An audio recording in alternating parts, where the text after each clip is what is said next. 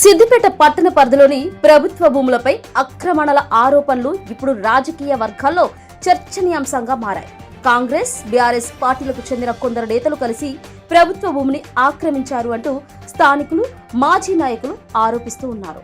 ఈ వ్యవహారంపై సంబంధించిన శాఖలకు ఫిర్యాదులు అందినప్పటికీ మున్సిపల్ అధికారులు కానీ, రెవెన్యూ అధికారులు కానీ ఇప్పటి వరకు స్పష్టమైన చర్యలు తీసుకోలేదని విమర్శలు వెల్లువెత్తుతూ ఉన్నాయి. ముఖ్యంగా ఫిర్యాదులపై స్పందించిన ఎంఆర్ఓ 30 రోజుల్లో పూర్తి స్థాయి వివరణ ఇస్తామని చెప్పినప్పటికీ ఇప్పటికీ 30 రోజులు దాటినా ఇప్పటి వరకు ఎలాంటి నివేదిక బయటకు రాలేదు. దీంతో అధికారుల తీరుపై అనుమానాలు వ్యక్తమవుతూ ఉన్నాయి. భూమి ప్రభుత్వానిదేనా? ఆక్రమణలు నిజమేనా? ఉంటే చర్యలు ఎందుకు తీసుకోవడం లేదు అనే ప్రశ్నలు స్థానికుల్లో వ్యక్తమవుతూ ఉన్నాయి. ఇక రాజకీయ పార్టీల నేతలు మాత్రం ఒకరిపై ఒకరు ఆరోపణలు చేసుకుంటూ విమర్శలు గుప్పిస్తూ ఉన్నారు.